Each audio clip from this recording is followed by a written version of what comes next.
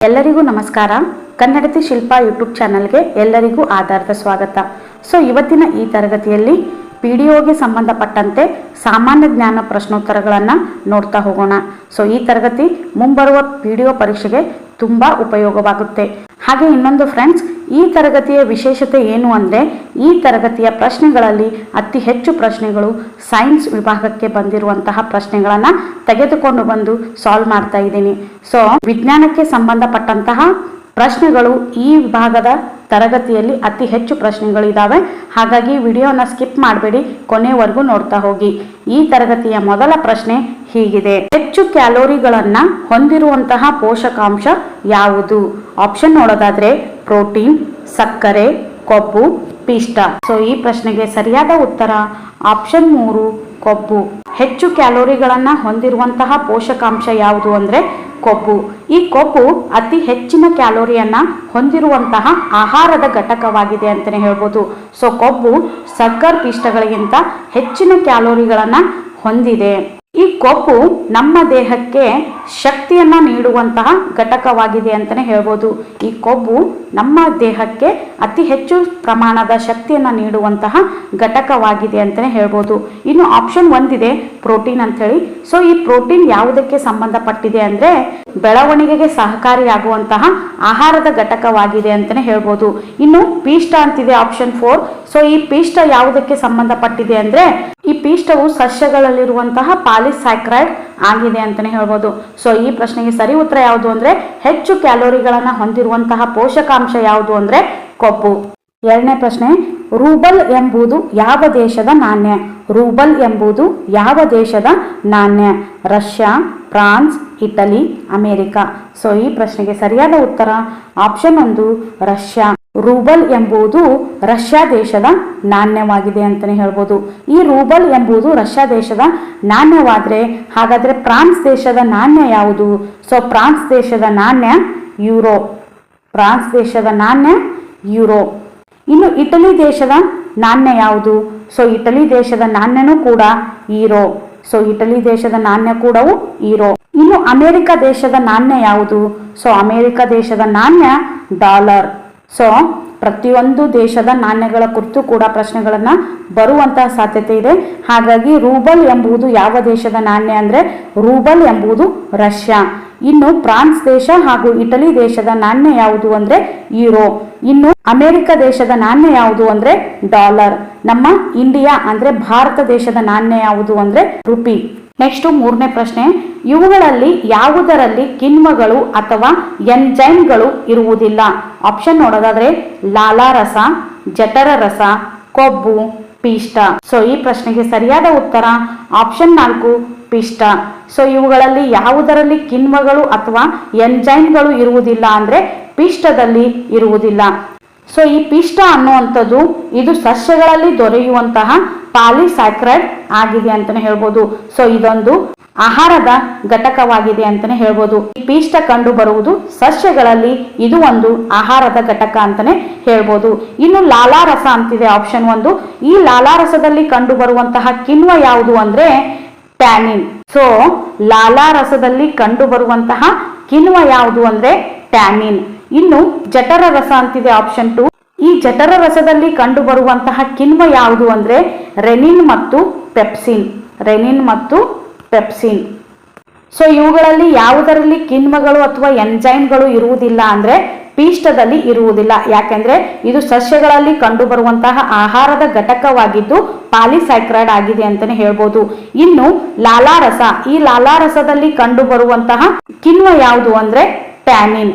ಇನ್ನು ಜಠರ ರಸದಲ್ಲಿ ಕಂಡು ಬರುವಂತಹ ಕಿಣ್ವ ಯಾವುದು ಅಂದ್ರೆ ರೆನಿನ್ ಮತ್ತು ಪೆಪ್ಸಿನ್. ಇನ್ನು ಕೊಬ್ಬು ಈಗ ತಾನೇ ಹೇಳಿದೆ.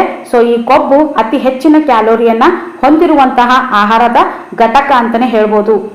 ನೆಕ್ಸ್ಟ್ 4ನೇ ಪ್ರಶ್ನೆ: ಯಾವ ಲೋಹವು ತಣ್ಣೀರಿನೊಂದಿಗೆ ವರ್ತಿಸುತ್ತದೆ? ಯಾವ ಲೋಹವು ತಣ್ಣೀರಿನೊಂದಿಗೆ ವರ್ತಿಸುತ್ತದೆ? ಆಪ್ಷನ್ ನೋಡೋದಾದ್ರೆ ಮ್ಯಾಗ್ನೀಸಿಯಂ, ಸೋಡಿಯಂ, ಅಲ್ಯೂಮಿನಿಯಂ, ಕಬ್ಬಿಣ. ಈ ಪ್ರಶ್ನೆಗೆ ಸರಿಯಾದ ಉತ್ತರ ಆಪ್ಷನ್ 2 ಸೋಡಿಯಂ. ಯಾವ ಲೋಹವು ತಣ್ಣೀರಿನೊಂದಿಗೆ ವರ್ತಿಸುತ್ತದೆ ಅಂದ್ರೆ ಸೋಡಿಯಂ. ಯಾಕೆ ಈ ಸೋಡಿಯಂ ತಣ್ಣೀರಿನೊಂದಿಗೆ ವರ್ತಿಸುತ್ತದೆ ಅಂದ್ರೆ ಈ ಸೋಡಿಯಂ ಬಹಳ ಮೃದುವಾದ ಲೋಹವಾಗಿದೆ ಅಂತಾನೆ ಹೇಳ್ಬೋದು. ಈ ಲೋಹವು ತಣ್ಣೀರಿನೊಂದಿಗೆ ಅಥವಾ ತೇವಾಂಶದೊಂದಿಗೆ ವರ್ತಿಸುತ್ತದೆ ಅಂತಾನೆ ಹೇಳ್ಬೋದು. ಸೊ ಯಾವ ಲೋಹವನ್ನು ನಾವು ಸೀಮೆ ಎಣ್ಣೆಯಲ್ಲಿ ಸಂಗ್ರಹಿಸಲಾಗುತ್ತದೆ ಅಂತ ಹೇಳಿ ಪ್ರಶ್ನೆ ಬಂದ್ರೆ ಸೋಡಿಯಂ ಅನ್ನ ನಾವು ಸೀಮೆ ಎಣ್ಣೆಯಲ್ಲಿ ಸಂಗ್ರಹಿಸಿಡುತ್ತಾರೆ ಅಂತಾನೆ ಹೇಳ್ಬೋದು. ಯಾಕಂದ್ರೆ ಇದು ಒಂದು ಮೃದುವಾದ ಲೋಹವಾಗಿದ್ದು ಇದು ತಣ್ಣೀರಿನೊಂದಿಗೆ ವರ್ತಿಸುವ ಕಾರಣದಿಂದ ಇದನ್ನ ಸೀಮೆ ಎಣ್ಣೆಯಲ್ಲಿ ಸಂಗ್ರಹಿಸಿಡುತ್ತಾರೆ. ಹಾಗಾದ್ರೆ ನೀರಿನಲ್ಲಿ ಸಂಗ್ರಹಿಸಲಿಡುವಂತಹ ಲೋಹ ಯಾವುದು ಅನ್ನೋದು ಕೂಡ ಪ್ರಶ್ನೆ ಕೇಳಬಹುದು. ಸೊ ನೀರಿನಲ್ಲಿ ಸೇಕರಿಸಿಡುವಂತಹ ಲೋಹ ಯಾವುದು ಅಂತನೂ ಕೂಡ ಪ್ರಶ್ನೆ ಬರ್ಬೋದು. ಆ ಲೋಹ ಯಾವುದು ಅಂದ್ರೆ ರಂಜಕ. ಸೊ ಇದನ್ನ ನಾವು ನೀರಿನಲ್ಲಿ ಶೇಖರಿಸಿ ಇಡಲಾಗುತ್ತದೆ ಅಂತಾನೆ ಹೇಳ್ಬೋದು. ಈ ರಂಜಕವು ವಾತಾವರಣದಲ್ಲಿರುವಂತಹ ಗಾಳಿಯೊಂದಿಗೆ ವರ್ತಿಸುತ್ತದೆ. ಸೊ ಈ ರಂಜಕ ಏನ್ ಮಾಡುತ್ತಂದ್ರೆ ವಾತಾವರಣದಲ್ಲಿರುವಂತಹ ಗಾಳಿಯೊಂದಿಗೆ ವರ್ತಿಸುವುದರಿಂದ ಈ ರಂಜಕವನ್ನ ನೀರಿನಲ್ಲಿ ಶೇಖರಿಸಿ ಇಡಲಾಗುತ್ತದೆ ಅಂತಾನೆ ಹೇಳ್ಬೋದು. ಆದುದರಿಂದ ಈ ರಂಜಕವನ್ನ ಏನಂತ ಹೇಳಿ ಕರಿತೀವಿ ಅಂದ್ರೆ ಜಲಪಾಷಾಣ ಅಂತ ಹೇಳಿ ಕರಿತೀವಿ. ತುಂಬಾ ಸಾರಿ ಪರೀಕ್ಷೆಯಲ್ಲಿ ಬಂದಿರುವಂತಹ ಪ್ರಶ್ನೆ ಜಲಪಾಷಾಣ ಎಂದು ಕರೆಯಲ್ಪಡುವಂತಹ ಲೋಹ ಯಾವುದು ಅಂತೇಳಿ ಪ್ರಶ್ನೆ ಬರಬಹುದು. ಸೊ ಜಲಪಾಷಾಣ ಅಂತ ಹೇಳಿ ಕರೆಯಲ್ಪಡುವಂತಹ ಲೋಹ ಯಾವುದು ಅಂದ್ರೆ ರಂಜಕ ಅಥವಾ ಫಾಸ್ಫರಸ್. ಸೊ ನೀರಿನಲ್ಲಿ ಸಂಗ್ರಹಿಸಿ ಇಡುವಂತಹ ಲೋಹ ಯಾವುದು ಅಂದ್ರೆ ರಂಜಕ. ಇನ್ನು ಸೀಮೆ ಎಣ್ಣೆಯಲ್ಲಿ ಸಂಗ್ರಹಿಸಿ ಇಡುವಂತಹ ಲೋಹ ಯಾವುದು ಅಂದ್ರೆ ಸೋಡಿಯಂ. 5ನೇ ಪ್ರಶ್ನೆ, ಲೋಕಮಾನ್ಯ ಎಂಬುದಾಗಿ ಕರೆಯಲ್ಪಡುವವರು ಯಾರು? ಲೋಕಮಾನ್ಯ ಎಂಬುದಾಗಿ ಕರೆಯಲ್ಪಡುವವರು ಯಾರು? ಆಪ್ಷನ್ ನೋಡೋದಾದ್ರೆ ಜಯಪ್ರಕಾಶ್ ನಾರಾಯಣ್, ಮಹಾತ್ಮ ಗಾಂಧಿ, ಬಾಲಗಂಗಾಧರ್ ತಿಲಕ್ ಹಾಗೂ ವಿನೋಬಾ ಭಾವೆ. ಸೊ ಈ ಪ್ರಶ್ನೆಗೆ ಸರಿಯಾದ ಉತ್ತರ ಆಪ್ಷನ್ 3 ಬಾಲಗಂಗಾಧರ್ ತಿಲಕ್. ಈ ಬಾಲಗಂಗಾಧರ್ ತಿಲಕ್ ರವರನ್ನ ಲೋಕಮಾನ್ಯ ಎಂಬುದಾಗಿ ಕರೆಯಲ್ಪಡಲಾಗುತ್ತದೆ ಅಂತಾನೆ ಹೇಳ್ಬೋದು. ಈ ಬಾಲಗಂಗಾಧರ್ ತಿಲಕ್ ರವರನ್ನ ತೀವ್ರಗಾಮಿ ಹೋರಾಟಗಾರರು ಅಂತ ಹೇಳಿ ಕರೆಯಲ್ಪಡಲಾಗುತ್ತದೆ. ಇವರು ಇಂಗ್ಲಿಷ್ ಭಾಷೆಯಲ್ಲಿ ಮರಾಠ ಹಾಗೂ ಮರಾಠಿ ಭಾಷೆಯಲ್ಲಿ ಕೇಸರಿ ಹಾಗೂ ಇಂಗ್ಲಿಷ್ ಭಾಷೆಯಲ್ಲಿ ಮರಾಠ ಎಂಬ ಪತ್ರಿಕೆಯನ್ನ ಪ್ರಕಟಿಸಿದ್ರು ಅಂತಾನೆ ಹೇಳ್ಬೋದು. ಇವರು ನೀಡಿದಂತಹ ಒಂದು ಪ್ರಸಿದ್ಧ ಹೇಳಿಕೆ ಯಾವುದು ಅಂದ್ರೆ ಸ್ವಾತಂತ್ರ್ಯ ನಮ್ಮ ಜನ್ಮಸಿದ್ಧ ಹಕ್ಕು ಅನ್ನೋದು ಇವರು ಹೇಳಿದಂತಹ ಪ್ರಸಿದ್ಧ ಹೇಳಿಕೆ ಅಂತಾನೆ ಹೇಳ್ಬೋದು. ಸೊ ಮಹಾರಾಷ್ಟ್ರದಲ್ಲಿ ಗಣಪತಿ ಉತ್ಸವನ್ನ ಜನಪ್ರಿಯಗೊಳಿಸಿದವರು ಯಾರು ಅಂತನೂ ಕೂಡ ತುಂಬಾ ಸಾರಿ ಪರೀಕ್ಷೆಯಲ್ಲಿ ಬಂದಿದೆ. ಸೊ ಮಹಾರಾಷ್ಟ್ರದಲ್ಲಿ ಗಣಪತಿ ಉತ್ಸವವನ್ನು ಜನಪ್ರಿಯಗೊಳಿಸಿದ ಕೀರ್ತಿ ಯಾರಿಗೆ ಸಲ್ಲುತ್ತದೆ ಅಂದ್ರೆ ಬಾಲಗಂಗಾಧರ್ ತಿಲಕ್ ಅವರು. ಸೊ ಬಾಲಗಂಗಾಧರ್ ತಿಲಕ್ ರವರನ್ನ ಲೋಕಮಾನ್ಯ ಎಂಬುದಾಗಿ ಕರೆಯಲ್ಪಡಲಾಗುತ್ತದೆ. ಸೊ ಇವರು ಇಂಗ್ಲಿಷ್ ನಲ್ಲಿ ಮರಾಠ ಹಾಗೂ ಮರಾಠಿ ಭಾಷೆಯಲ್ಲಿ ಕೇಸರಿ ಎಂಬ ಪತ್ರಿಕೆಗಳನ್ನ ಪ್ರಕಟಿಸುವುದರ ಜೊತೆಗೆ ಸ್ವಾತಂತ್ರ್ಯ ನಮ್ಮ ಜನ್ಮಸಿದ್ಧ ಹಕ್ಕು ಅನ್ನುವಂತಹ ಹೇಳಿಕೆಯನ್ನ ನೀಡಿದ ಮಹಾನ್ ವ್ಯಕ್ತಿ ಅಂತಾನೆ ಹೇಳ್ಬೋದು. ನೆಕ್ಸ್ಟ್ ಪ್ರಶ್ನೆ, ಸಿ ಅನ್ನಾಂಗವು ಮುಖ್ಯವಾಗಿ ಯಾವುದರಲ್ಲಿದೆ? ಆಪ್ಷನ್ ನೋಡೋದಾದ್ರೆ ಹಾಲು ಮತ್ತು ಬೆಣ್ಣೆ, ಗೋಧಿ ಮತ್ತು ತರಕಾರಿ, ಕಿತ್ತಳೆ ಹಣ್ಣು ಮತ್ತು ನಿಂಬೆ ರಸ, ಮಾಂಸ ಮತ್ತು ತುಪ್ಪ. ಸೊ ಈ ಪ್ರಶ್ನೆಗೆ ಸರಿಯಾದ ಉತ್ತರ ಆಪ್ಷನ್ 3 ಕಿತ್ತಳೆ ಹಣ್ಣು ಮತ್ತು ನಿಂಬೆ ರಸ. ಸಿ ಅನ್ನಾಂಗವು ಮುಖ್ಯವಾಗಿ ಯಾವುದರಲ್ಲಿದೆ ಅಂದ್ರೆ ಕಿತ್ತಳೆ ಹಣ್ಣು ಮತ್ತು ನಿಂಬೆ ರಸದಲ್ಲಿ. ಸೊ ಈ ಸಿ ಅನ್ನಾಂಗವು ಸಿಟ್ರಸ್ ಜಾತಿಗೆ ಸೇರಿದ ಹಣ್ಣುಗಳಾದಂತಹ ನಿಂಬೆ, ಕಿತ್ತಳೆ, ಮೋಸಂಬಿಗಳಲ್ಲಿ ವಿಟಮಿನ್ ಸಿ ಜೀವಸತ್ವ ಇರುತ್ತದೆ. ಸೊ ಈ ವಿಟಮಿನ್ ಸಿ ಯ ರಾಸಾಯನಿಕ ಹೆಸರು ಯಾವುದು ಅಂದ್ರೆ ಆಸ್ಕಾರ್ಬಿಕ್ ಆಮ್ಲ. ಈ ವಿಟಮಿನ್ ಸಿ ಯ ಕೊರತೆ ಉಂಟಾದರೆ ಬರುವಂತಹ ರೋಗ ಯಾವುದು ಅಂದ್ರೆ ಸ್ಕರ್ವಿ. ವಿಟಮಿನ್ ಸಿ ಕೊರತೆಯಿಂದ ಬರುವಂತಹ ರೋಗ ಯಾವುದು ಅಂದ್ರೆ ಸ್ಕರ್ವಿ. ಈ ಸ್ಕರ್ವಿ ರೋಗದ ಮುಖ್ಯ ಲಕ್ಷಣ ಏನು ಅಂದ್ರೆ ವಸಡುಗಳಲ್ಲಿ ಅಥವಾ ತುಟಿಗಳಲ್ಲಿ ರಕ್ತ ಕಂಡು ಬರುತ್ತದೆ ಅಂತಾನೆ ಹೇಳ್ಬೋದು. ಸಿ ಅನ್ನಾಂಗವು ಮುಖ್ಯವಾಗಿ ಯಾವುದರಲ್ಲಿದೆ ಅಂದ್ರೆ ಕಿತ್ತಳೆ ಹಣ್ಣು ಮತ್ತು ನಿಂಬೆ ರಸ. ಈ ಕಿತ್ತಳೆ ಹಣ್ಣು ಮತ್ತು ನಿಂಬೆ ರಸ ಸಿಟ್ರಸ್ ಜಾತಿಗೆ ಸೇರಿದ ಹಣ್ಣುಗಳ ಗುಂಪಿಗೆ ಸೇರುತ್ತವೆ ಅಂತಾನೆ ಹೇಳ್ಬೋದು. ಇದರ ರಾಸಾಯನಿಕ ಹೆಸರು ಆಸ್ಕಾರ್ಬಿಕ್ ಆಮ್ಲ.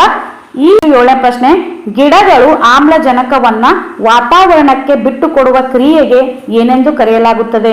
ಆಪ್ಷನ್ ನೋಡೋದಾದ್ರೆ ಜಲ ವಿಸರ್ಜನೆ, ಉಸಿರಾಟ, ಪಿತ್ತರಸ, ದ್ಯುತಿ ಸಂಶ್ಲೇಷಣೆ. ಸೊ ಈ ಪ್ರಶ್ನೆಗೆ ಸರಿಯಾದ ಉತ್ತರ ಆಪ್ಷನ್ 4 ದ್ಯುತಿ ಸಂಶ್ಲೇಷಣೆ. ಗಿಡಗಳು ಆಮ್ಲಜನಕವನ್ನ ವಾತಾವರಣಕ್ಕೆ ಬಿಟ್ಟು ಕೊಡುವ ಕ್ರಿಯೆಗೆ ಏನಂತ ಹೇಳಿ ಕರಿತೀವಿ ಅಂದ್ರೆ ದ್ಯುತಿ ಸಂಶ್ಲೇಷಣೆ ಅಂತ ಹೇಳಿ ಕರಿತೀವಿ.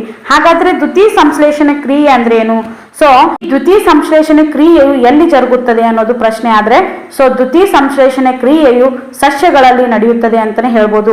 ಸೊ ವಾತಾವರಣದಲ್ಲಿರುವಂತಹ ಇಂಗಾಲದ ಡೈಆಕ್ಸೈಡ್ ಮೂಲಕ ಈ ದ್ಯುತಿ ಸಂಶ್ಲೇಷಣೆ ಕ್ರಿಯೆ ಜರುಗುತ್ತದೆ ಅಂತಾನೆ ಹೇಳ್ಬೋದು. ಈ ಸಂದರ್ಭದಲ್ಲಿ ಆಮ್ಲಜನಕವು ವಾತಾವರಣಕ್ಕೆ ಬಿಡುಗಡೆಯಾಗುತ್ತದೆ. ಇಂತಹ ಪ್ರಕ್ರಿಯೆಯನ್ನ ದ್ಯುತಿ ಸಂಶ್ಲೇಷಣೆ ಕ್ರಿಯೆ ಎಂದು ಕರೆಯಲಾಗುತ್ತದೆ. ಈ ದ್ಯುತಿ ಸಂಶ್ಲೇಷಣೆ ಕ್ರಿಯೆಯಲ್ಲಿ ಬರುವಂತಹ ಮತ್ತೊಂದು ಪ್ರಮುಖ ಪ್ರಶ್ನೆ ಅಂದ್ರೆ ಸ್ವಪೋಷಕಗಳು ಅಂದ್ರೆ ಏನು ಅಂತ ಹೇಳಿ ತುಂಬಾ ಸಾರಿ ಪರೀಕ್ಷೆಯಲ್ಲಿ ಬಂದಿದೆ. ಸೊ ಸ್ವಪೋಷಕಗಳು ಅಂದ್ರೆ ಸಸ್ಯಗಳು ತಮ್ಮ ಆಹಾರವನ್ನ ತಾವೇ ತಯಾರಿಸಿಕೊಳ್ಳುವುದಕ್ಕೆ ಸ್ವಪೋಷಕಗಳು ಅಂತ ಹೇಳಿ ಕರಿತೀವಿ. ನೆಕ್ಸ್ಟ್ ಪ್ರಶ್ನೆ, 8ನೇ ಪ್ರಶ್ನೆ, ತನ್ನ ಕೊನೆಯ ವರ್ಷದಲ್ಲಿ ತನ್ನ ಮಗನಿಂದ ಬಂಧನದಲ್ಲಿ ಇರಿಸಲ್ಪಟ್ಟಂತಹ ಮೊಘಲ್ ಚಕ್ರವರ್ತಿ ಯಾರು? ಆಪ್ಷನ್ ನೋಡೋದಾದ್ರೆ ಅಕ್ಬರ್, ಬಾಬರ್, ಔರಂಗಜೇಬ್, ಶಹಜಾನ್. ಸೊ ಈ ಪ್ರಶ್ನೆಗೆ ಸರಿಯಾದ ಉತ್ತರ ಆಪ್ಷನ್ 4 ಶಹಜಾನ್. ಸೊ ತನ್ನ ಕೊನೆಯ ವರ್ಷದಲ್ಲಿ ತನ್ನ ಮಗನಿಂದ ಬಂಧನದಲ್ಲಿ ಇರಿಸಲ್ಪಟ್ಟಂತಹ ಮೊಘಲ್ ಚಕ್ರವರ್ತಿ ಯಾರು ಅಂದ್ರೆ ಶಹಜಾನ್. ಸೊ ಈ ಶಹಜಾನ್ ಮೊಘಲರ 5ನೇ ದೊರೆ ಅಂತಾನೆ ಹೇಳ್ಬೋದು. ಈ ಶಹಜಾನ್ ಮೊಘಲರ 5ನೇ ದೊರೆ ಅಂತಾನೆ ಹೇಳ್ಬೋದು.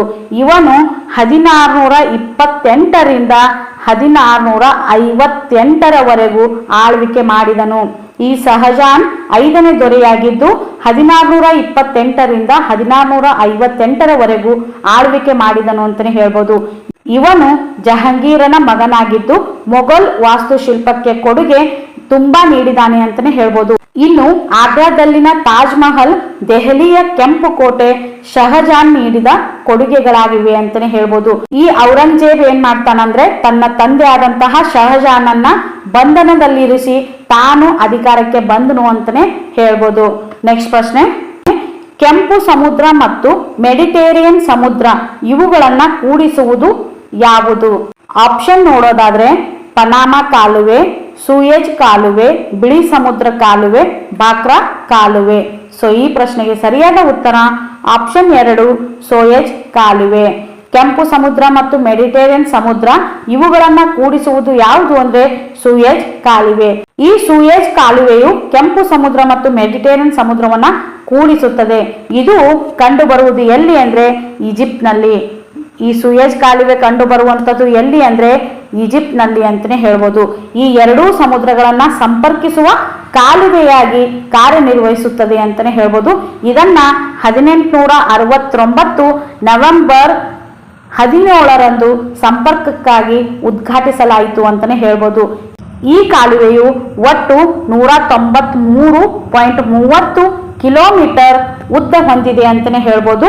ಸೊ ಇದು ಯುರೋಪ್ ಮತ್ತು ದಕ್ಷಿಣ ಏಷ್ಯಾದ ಹಡಗುಗಳ ಸಂಚಾರಕ್ಕೆ ಸಹಕಾರಿಯಾಗಿದೆ ಅಂತಾನೆ ಹೇಳ್ಬೋದು.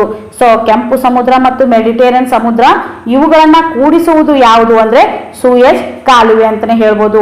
ಇನ್ನು ಪನಾಮಾ ಕಾಲುವೆ ಅಂತಿದೆ ಆಪ್ಷನ್ 1.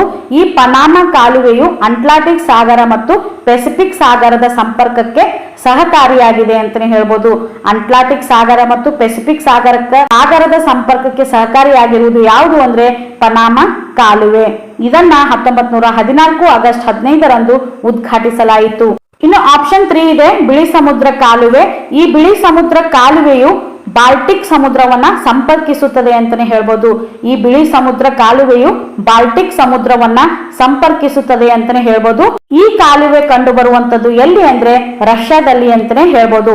ಇನ್ನು ಬಾಕ್ರಾ ಕಾಲುವೆ, ಈ ಬಾಕ್ರಾ ಕಾಲುವೆಯು ಸಟ್ಲೇಜ್ ನದಿಗೆ ನಿರ್ಮಿಸಲಾಗಿರುವಂತಹ ಆಣೆಕಟ್ಟಾಗಿದೆ ಅಂತಾನೆ ಹೇಳ್ಬೋದು. ಸಟ್ಲೇಜ್ ನದಿಗೆ ನಿರ್ಮಿಸಲಾಗಿರುವಂತಹ ಆಣೆಕಟ್ಟು ಯಾವುದು ಅಂದ್ರೆ ಬಾಕ್ರಾ ಕಾಲುವೆ. 10ನೇ ಪ್ರಶ್ನೆ, ಭಾರತದ ಉಪರಾಷ್ಟ್ರಪತಿಯನ್ನು ಚುನಾಯಿಸುವವರು ಯಾರು? ಆಪ್ಷನ್ ನೋಡೋದಾದ್ರೆ ರಾಜ್ಯಗಳ ವಿಧಾನಸಭೆಗಳ ಸದಸ್ಯರು, ಭಾರತದ ಸಂಸತ್ ಸದಸ್ಯರು ಮತ್ತು ವಿಧಾನಸಭೆಗಳ ಸದಸ್ಯರು ಹಾಗೂ ಸಂಸತ್ ಸದಸ್ಯರು ಮತ್ತು ವಿಧಾನ ಪರಿಷತ್ ಸದಸ್ಯರು. ಸೊ ಈ ಪ್ರಶ್ನೆಗೆ ಸರಿಯಾದ ಉತ್ತರ ಆಪ್ಷನ್ 2 ಭಾರತದ ಸಂಸತ್ ಸದಸ್ಯರು. ಸೊ ಭಾರತದ ಉಪರಾಷ್ಟ್ರಪತಿಗಳನ್ನ ಭಾರತದ ಸಂಸತ್ತಿನ 2 ಸದನದ ಸದಸ್ಯರು ಆಯ್ಕೆ ಮಾಡುತ್ತಾರೆ ಅಂತಾನೆ ಹೇಳ್ಬೋದು. ಇನ್ನು ಭಾರತದ ಉಪರಾಷ್ಟ್ರಪತಿಯಾಗಲು ಕನಿಷ್ಠ 35 ವರ್ಷ ವಯಸ್ಸಾಗಿರಬೇಕು. ಭಾರತದ ಉಪರಾಷ್ಟ್ರಪತಿಯಾಗಲು ಕನಿಷ್ಠ 35 ವರ್ಷ ವಯಸ್ಸಾಗಿರಬೇಕು ಹಾಗೂ ಯಾವುದೇ ಲಾಭದಾಯಕ ಹುದ್ದೆಯಲ್ಲಿರಬಾರದು. ಯಾವುದೇ ಲಾಭದಾಯಕ ಹುದ್ದೆಯಲ್ಲಿ ಇರಬಾರದು ಹಾಗೂ ಭಾರತದ ರಾಷ್ಟ್ರಪತಿಗಳು ರಾಜ್ಯಸಭೆಯ ಪದನಿಮಿತ್ತ ಸದಸ್ಯರಾಗಿರ್ತಾರೆ ಅಂತಾನೆ ಹೇಳ್ಬೋದು. ಇದು ಕೂಡ ತುಂಬಾ ಸಾರಿ ಪರೀಕ್ಷೆಯಲ್ಲಿ ಬಂದಿರುವಂತಹ ಪ್ರಶ್ನೆ. ಭಾರತದ ಉಪರಾಷ್ಟ್ರಪತಿಗಳು ರಾಜ್ಯಸಭೆಯ ಪದನಿಮಿತ್ತ ಸದಸ್ಯರಾಗಿರುತ್ತಾರೆ ಅಂತಾನೆ ಹೇಳ್ಬೋದು.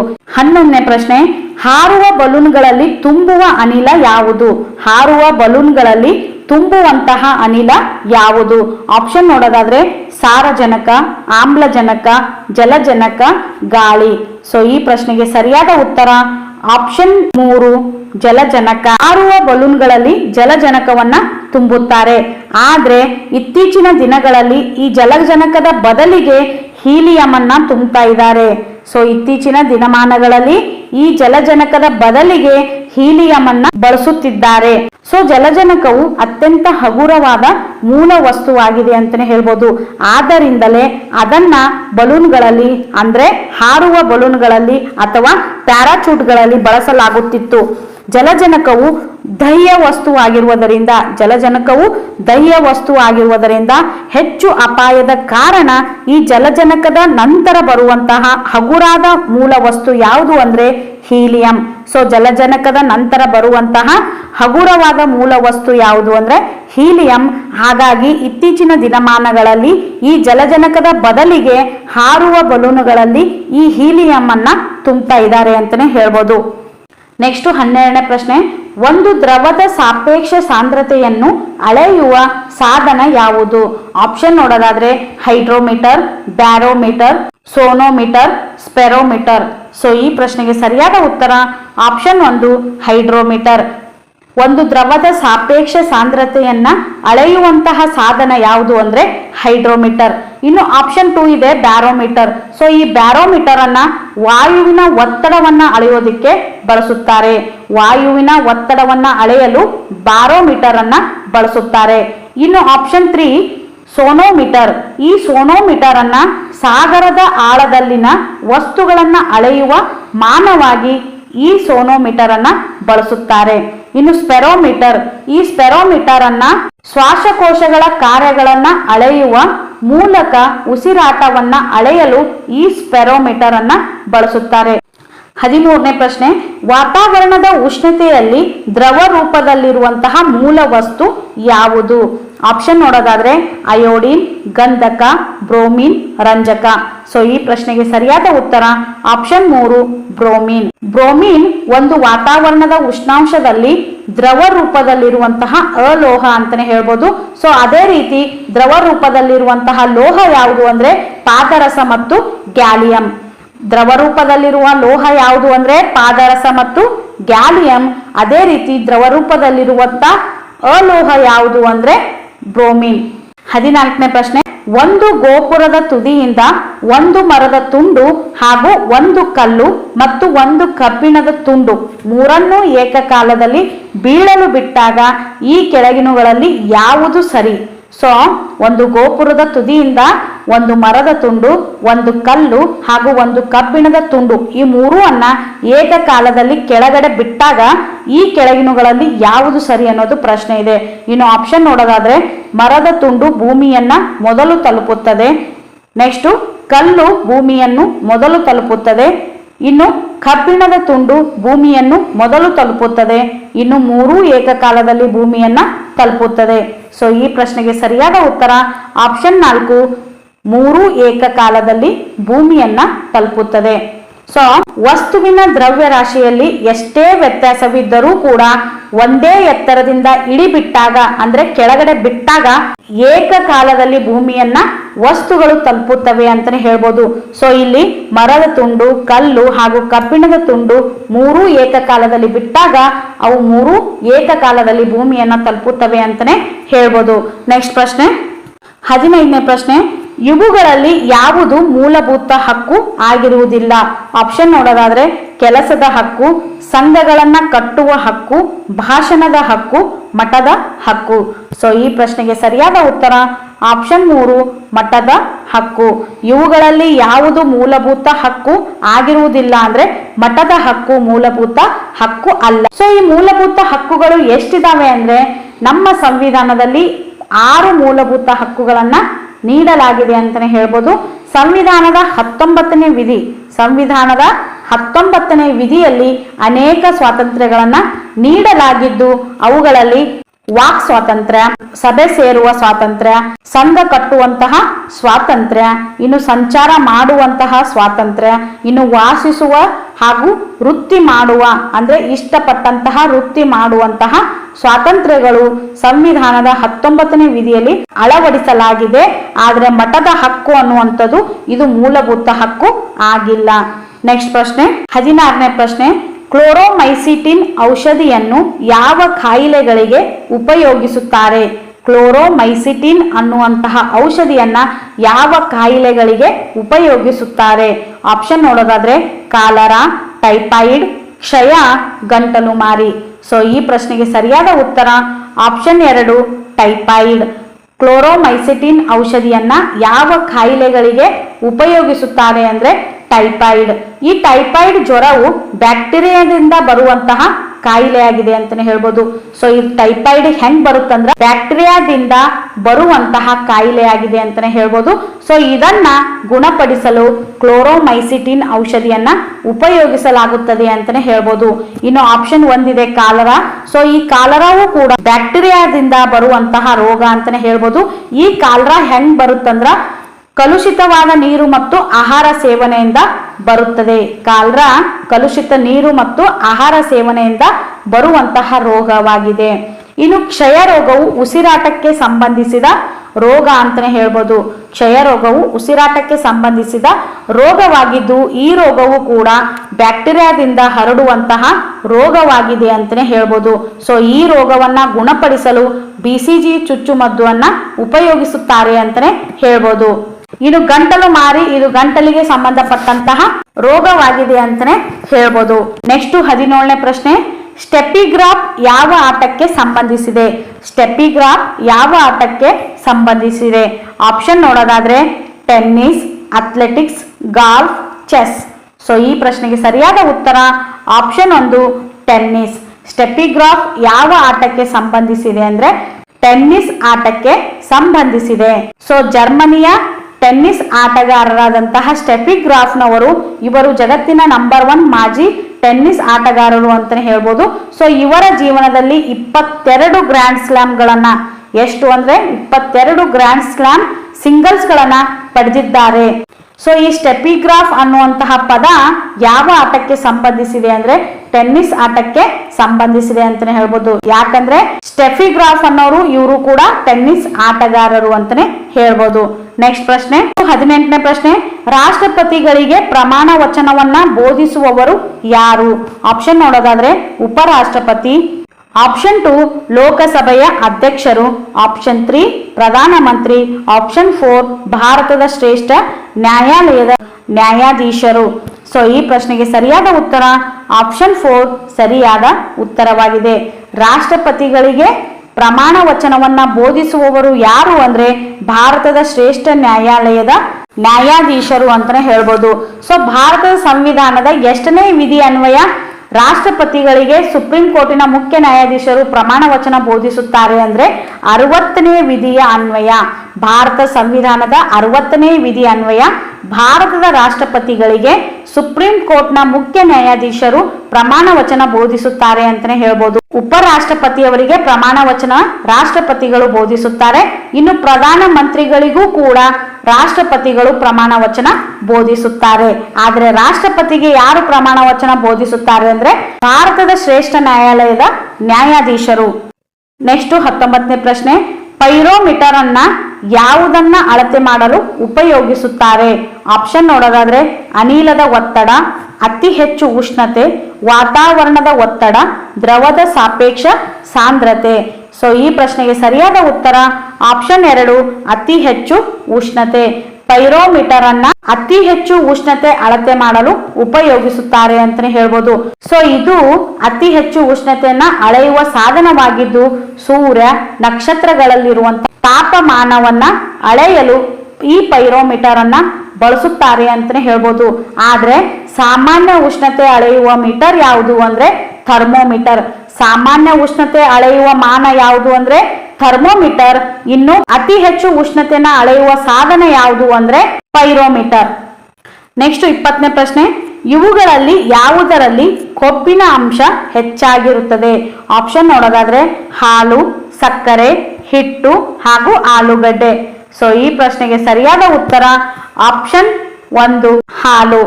ಇವುಗಳಲ್ಲಿ ಯಾವುದರಲ್ಲಿ ಕೊಬ್ಬಿನ ಅಂಶ ಹೆಚ್ಚಾಗಿರುತ್ತದೆ ಅಂದ್ರೆ ಹಾಲು. ಯಾಕೆ ಹಾಲಿನಲ್ಲಿ ಕೊಬ್ಬಿನ ಅಂಶ ಹೆಚ್ಚಾಗಿರುತ್ತದೆ ಅಂದ್ರೆ ಹಾಲಿನಲ್ಲಿ ಕೊಲೆಸ್ಟ್ರಾಲ್ ರೂಪದಲ್ಲಿರುವಂತಹ ಕೊಬ್ಬಿನ ಅಂಶ ಹೆಚ್ಚಾಗಿರುತ್ತದೆ ಅಂತಾನೆ ಹೇಳ್ಬೋದು. ಈ ಕೊಲೆಸ್ಟ್ರಾಲ್ ನಿಂದ ತುಪ್ಪ ಮತ್ತು ಬೆಣ್ಣೆಯನ್ನ ಸಿದ್ಧಗೊಳಿಸಲಾಗುತ್ತದೆ ಅಂತಾನೆ ಹೇಳ್ಬೋದು. ಈ ಸಕ್ಕರೆಯಲ್ಲಿ ಕಾರ್ಬೋಹೈಡ್ರೇಟ್ ಇರುತ್ತದೆ, ಇನ್ನು ಆಲೂಗಡ್ಡೆಯಲ್ಲಿ ಪಿಷ್ಟವಿರುತ್ತದೆ ಅಂತಾನೆ ಹೇಳ್ಬೋದು. ನೆಕ್ಸ್ಟ್ 21ನೇ ಪ್ರಶ್ನೆ, ಹುಚ್ಚುನಾಯಿ ಕಡಿತಕ್ಕೆ ಔಷಧಿಯನ್ನ ಕಂಡು ಹಿಡಿದವರು ಯಾರು? ಆಪ್ಷನ್ ನೋಡೋದಾದ್ರೆ Lord Lister, Ronald Ross, Louis Pasteur, Jenner. So ಈ ಪ್ರಶ್ನೆಗೆ ಸರಿಯಾದ ಉತ್ತರ ಆಪ್ಷನ್ 3 ಲೂಯಿ ಫ್ಯಾಕ್ಚರ್. ಹುಚ್ಚುನಾಯಿ ಕಡಿತಕ್ಕೆ ಔಷಧಿಯನ್ನ ಕಂಡು ಹಿಡಿದವರು ಯಾರು ಅಂದ್ರೆ ಲೂಯಿ ಫ್ಯಾಕ್ಚರ್. ಈ ಲೂಯಿ ಫ್ಯಾಕ್ಚರ್ ಅವರು ಹುಚ್ಚುನಾಯಿ ಕಡಿತದಿಂದ ಮುಕ್ತಿಯನ್ನ ಹೊಂದಲು ಈ ಔಷಧಿಯನ್ನ ಕಂಡು ಹಿಡಿದ್ರು ಅಂತಾನೆ ಹೇಳ್ಬೋದು. ಸೊ ಈ ಹುಚ್ಚುನಾಯಿ ಕಡಿತದಿಂದ ಬರುವಂತಹ ರೋಗ ಯಾವುದು ಅಂದ್ರೆ ರೇಬಿಸ್. ಸೊ ಹುಚ್ಚುನಾಯಿ ಕಡಿತದಿಂದ ಬರುವಂತಹ ರೋಗ ರೇಬಿಸ್ ಆಗಿರುತ್ತದೆ. ಈ ರೇಬಿಸ್ ಅನ್ನ ನಿರ್ಮೂಲನೆ ಮಾಡುವ ಸಲುವಾಗಿ ಈ ಲೂಯಿ ಫ್ಯಾಕ್ಚರ್ ಅವರು 1885ರಲ್ಲಿ ಈ ಲೂಯಿ ಫ್ಯಾಕ್ಚರ್ ಅವರು ಹುಚ್ಚುನಾಯಿ ಕಡಿತಕ್ಕೆ ಔಷಧಿಯನ್ನ ಅಭಿವೃದ್ಧಿಪಡಿಸಿದ್ರು ಅಂತಾನೆ ಹೇಳ್ಬೋದು.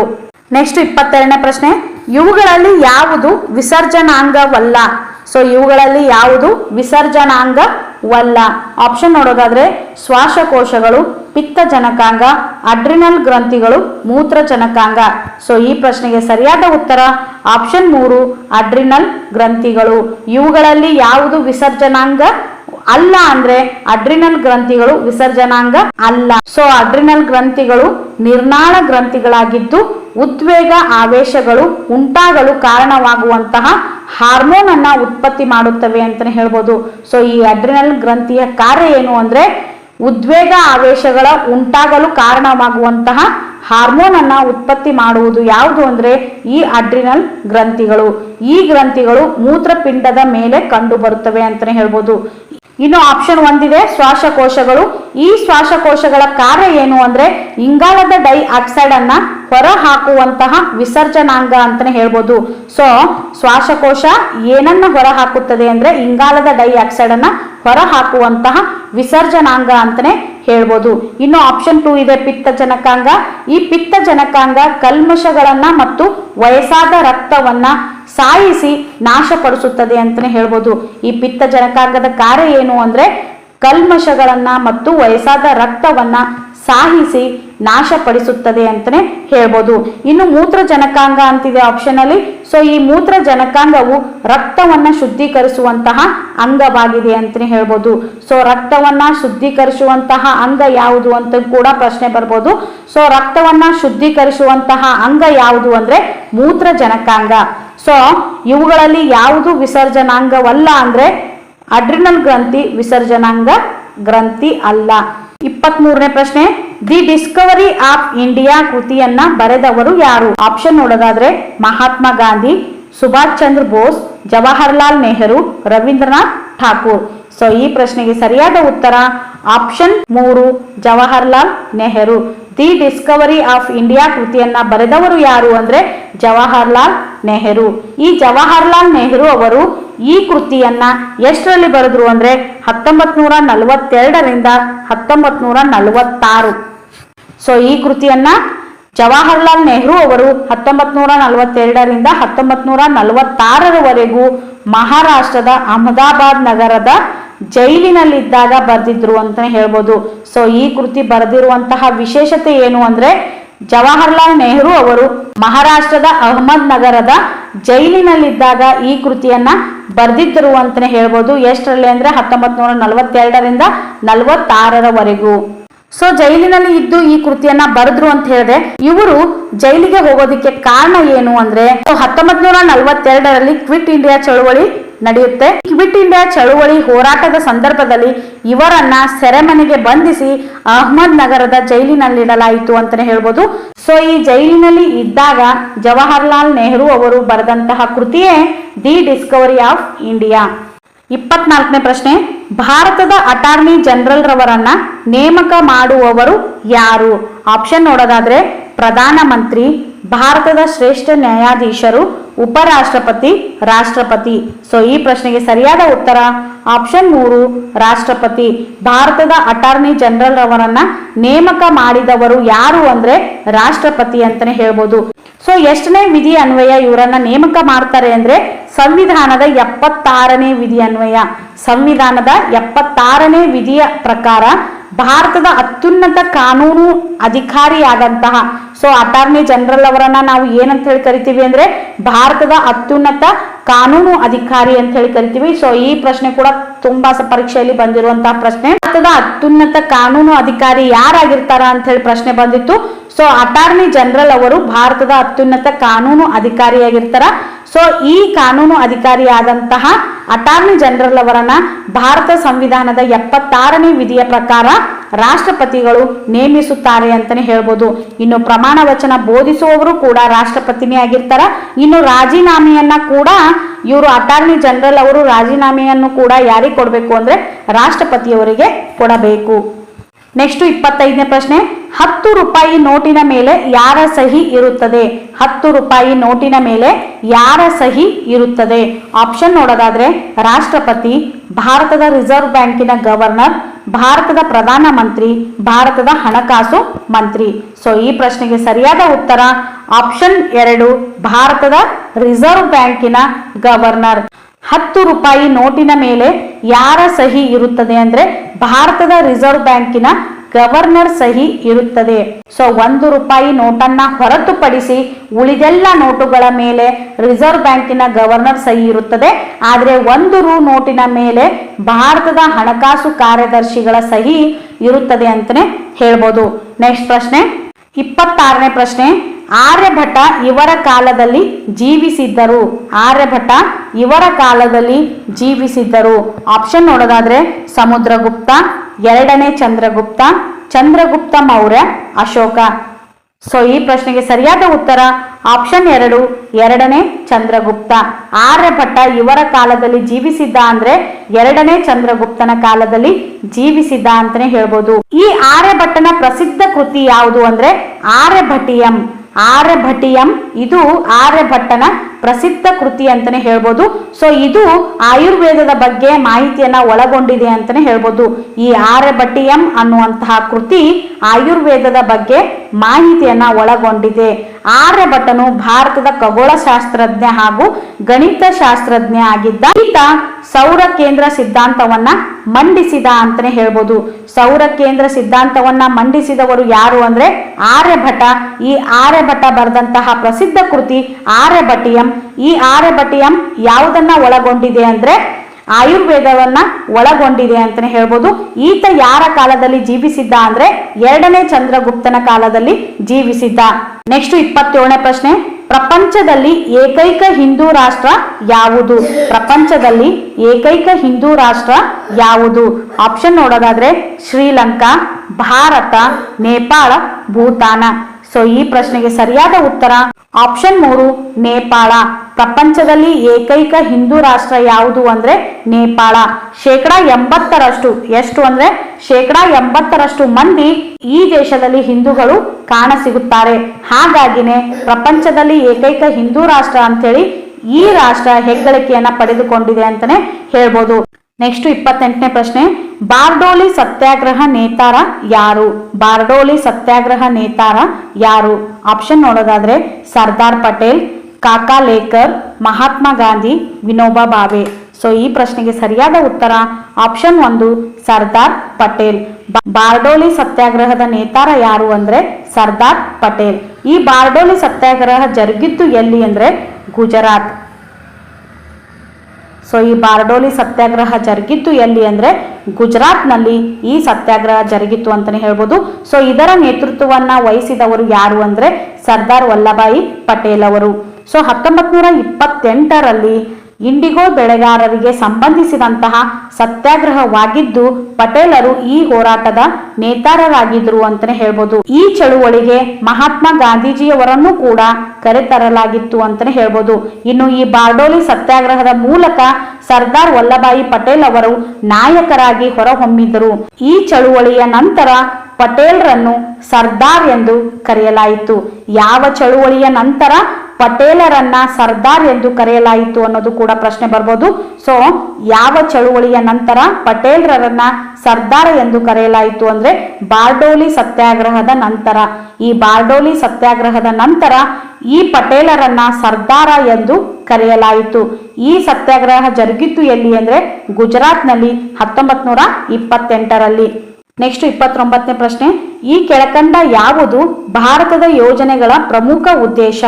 ಆಪ್ಷನ್ ನೋಡೋದಾದ್ರೆ ಆರ್ಥಿಕ ಬೆಳವಣಿಗೆ, ನಿರುದ್ಯೋಗ ನಿವಾರಣೆ, ಆರ್ಥಿಕ ಅಸಮಾನತೆ ಕಡಿಮೆ ಮಾಡಲು, ಮೇಲ್ಕಂಡ ಎಲ್ಲಾ ಉದ್ದೇಶದಿಂದ. ಸೊ ಈ ಪ್ರಶ್ನೆಗೆ ಸರಿಯಾದ ಉತ್ತರ ಆಪ್ಷನ್ 4 ಮೇಲ್ಕಂಡ ಎಲ್ಲಾ ಉದ್ದೇಶದಿಂದ. ಸೊ ಈ ಕೆಳಕಂಡ ಯಾವುದು ಭಾರತದ ಯೋಜನೆಗಳ ಪ್ರಮುಖ ಉದ್ದೇಶ ಅಂದ್ರೆ ಆರ್ಥಿಕ ಬೆಳವಣಿಗೆ ಆಗಿರ್ಬೋದು, ನಿರುದ್ಯೋಗ ನಿವಾರಣೆ ಆಗಿರ್ಬೋದು, ಆರ್ಥಿಕ ಅಸಮಾನತೆ ಕಡಿಮೆ ಮಾಡುವ ಉದ್ದೇಶ ಈ ಭಾರತೀಯ ಯೋಜನೆಗಳ ಪ್ರಮುಖ ಉದ್ದೇಶ ಅಂತಾನೆ ಹೇಳ್ಬೋದು. ಈ ಮೇಲ್ಕಂಡ ಎಲ್ಲಾ ಉದ್ದೇಶಗಳನ್ನ ನೆರವೇರಿಸುವ ಸಲುವಾಗಿ ಭಾರತದಲ್ಲಿ ಪಂಚವಾರ್ಷಿಕ ಯೋಜನೆಗಳು ಆರಂಭಿಸಲಾಯಿತು. ಎಷ್ಟರಲ್ಲಿ ಆರಂಭಿಸಲಾಯಿತು ಅಂದ್ರೆ 1951ರಲ್ಲಿ. 1951ರಲ್ಲಿ ಭಾರತದಲ್ಲಿ ಪಂಚವಾರ್ಷಿಕ ಯೋಜನೆಗಳನ್ನ ಆರಂಭಿಸಲಾಯಿತು ಅಂತಾನೆ ಹೇಳ್ಬೋದು. ಈ ಪಂಚವಾರ್ಷಿಕ ಯೋಜನೆಗಳ ಪ್ರಮುಖ ಉದ್ದೇಶ ಏನಾಗಿರುತ್ತದೆ ಅಂದ್ರೆ ದೇಶದ ಸರ್ವಾಂಗೀಣ ಅಭಿವೃದ್ಧಿಯನ್ನ ಕಾಣುವುದಾಗಿದೆ ಅಂತಾನೆ ಹೇಳ್ಬೋದು. ನೆಕ್ಸ್ಟ್ 30ನೇ ಪ್ರಶ್ನೆ, ಸಿನ್ಬಾರ್ನಿಂದ ಹೊರತೆಗೆಯುವ ಲೋಹವು ಯಾವುದು? ಸಿನ್ಬಾರ್ನಿಂದ ಹೊರತೆಗೆಯುವಂತಹ ಲೋಹವು ಯಾವುದು? ಆಪ್ಷನ್ ನೋಡೋದಾದ್ರೆ ಪಾದರಸ, ಕಬ್ಬಿಣ, ತಾಮ್ರ, ಸತು. ಸೊ ಈ ಪ್ರಶ್ನೆಗೆ ಸರಿಯಾದ ಉತ್ತರ ಆಪ್ಷನ್ 1 ಪಾದರಸ. ಸಿನ್ಬಾರ್ನಿಂದ ಹೊರತೆಗೆಯುವಂತಹ ಲೋಹ ಯಾವುದು ಅಂದ್ರೆ ಪಾದರಸ. ಪಾದರಸದ ಅದಿರು ಯಾವುದು ಅಂದ್ರೆ ಸಿನ್ಬಾರ್. ಈ ಪಾದರಸವು ದೇಹವನ್ನ ಸೇರಿದಾಗ ಬರುವಂತಹ ರೋಗ ಯಾವುದು ಅಂದ್ರೆ ಮಿನ್ಮಾಟ್. ಯಾವುದು ಅಂದ್ರೆ ಮಿನ್ಮಾಟ್. ಸೊ ಇದು ಕೂಡ ತುಂಬಾ ಸಾರಿ ಪರೀಕ್ಷೆಯಲ್ಲಿ ಬಂದಿರುವಂತಹ ಪ್ರಶ್ನೆ. ಪಾದರಸವು ದೇಹವನ್ನ ಸೇರಿದಾಗ ಬರುವಂತಹ ರೋಗ ಯಾವುದು ಅನ್ನೋದು ತುಂಬಾ ಸಾರಿ ಪರೀಕ್ಷೆಯಲ್ಲಿ ಕೇಳಿದ್ದಾರೆ. ಸೊ ಅದು ಯಾವುದು ಅಂದ್ರೆ ಮಿನ್ಮಾಟ್ ರೋಗ ಕಂಡು ಬರುತ್ತದೆ ಅಂತಾನೆ ಹೇಳ್ಬೋದು. ಸೊ ಈ ಪಾದರಸವು ದ್ರವ ರೂಪದಲ್ಲಿರುವಂತಹ ಲೋಹ ಅಂತಾನೆ ಹೇಳ್ಬೋದು. ಸೊ ಇದಾಗಿತ್ತು ಇಂದಿನ ತರಗತಿ. ಈ ತರಗತಿ ಖಂಡಿತ ನಿಮಗೆ ಇಷ್ಟವಾಗಿದೆ ಅಂತ ಹೇಳಿ ಭಾವಿಸ್ತಾ ಇದ್ದೀನಿ. ಸೊ ಈ ತರಗತಿ ನಿಮಗೆ ಇಷ್ಟವಾದ್ರೆ ಪ್ಲೀಸ್ ಲೈಕ್ ಮಾಡಿ, ಶೇರ್ ಮಾಡಿ ಹಾಗೂ ತಪ್ಪದೆ ಸಬ್ಸ್ಕ್ರೈಬ್ ಮಾಡ್ಕೊಳ್ಳಿ. ಇಲ್ಲಿಯವರೆಗೂ ಈ ತರಗತಿಯನ್ನ ವೀಕ್ಷಣೆ ಮಾಡಿದ ತಮಗೆಲ್ಲರಿಗೂ ಥ್ಯಾಂಕ್ ಯು ಸೋ ಮಚ್.